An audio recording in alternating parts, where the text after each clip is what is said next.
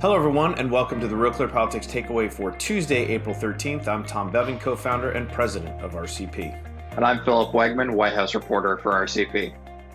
So, Phil, standing in for Carl today. Good to see you. Let's talk about the RNC spring meeting down in Palm Beach. You had a little bit of a scoop this very morning on Kristi Noem. She spoke there. What did she say? What did she tell the attendees? That's right. Kristi Noem, South Dakota's governor, went down to Palm Beach, Florida, and she had two goals. The first was to build off of the introduction that the pandemic had really made for her. Her state has set itself apart because of the things that she hasn't done.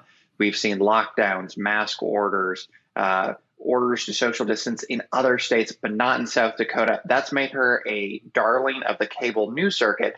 But she has faced recent criticism from social conservatives for not signing a bill that would have banned transgender athletes from competing in girls' sports. She was focused on those two things, and we got the exclusive audio.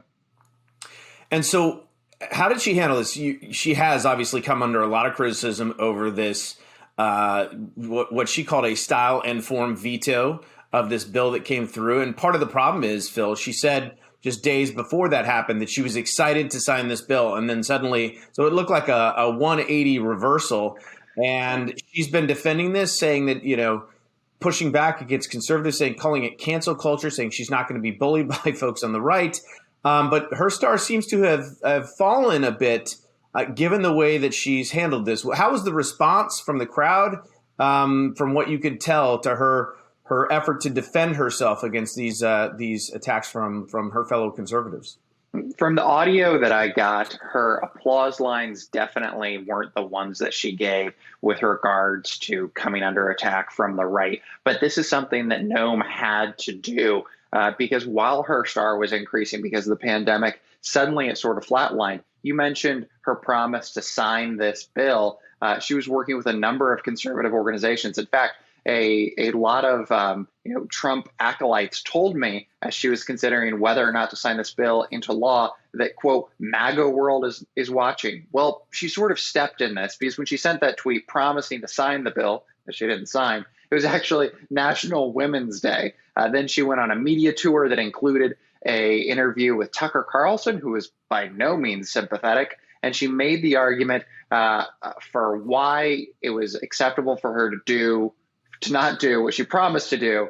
And so to keep alive the possibility of any type of primary run in 2024, it was really necessary for her to go down there, give her two pieces. But I got to say, while the crowd was somewhat muted when it came to the question of girls' sports, they were more enthusiastic as she went down the list of how her state tackled COVID.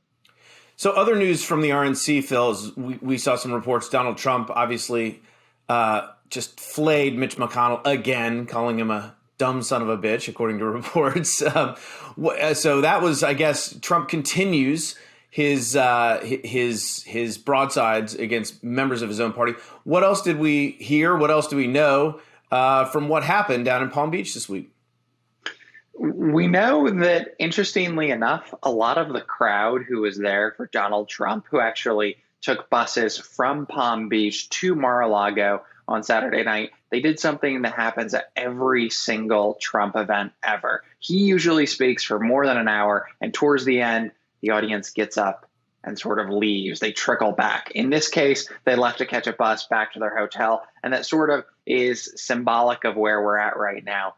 Donald Trump loves to indulge in the grievances. He loves to go through the greatest hits. And during the campaign, when you have Republicans who are unified in their opposition to Democrats, there's an incentive to stick around, although some people sort of peel off. With Trump, though, there were some people who were a little bit disappointed. And what we've seen from reporting thus far is that the result was, a little bit mixed. Certainly, I think the majority enjoyed the president's speech. Otherwise, they wouldn't have showed up to Mar-a-Lago. But there were some who thought that, by going after Mitch McConnell, for instance, the former majority leader who delivered judges, tax cuts, actually, some of the lasting achievements, that sort of turned people off.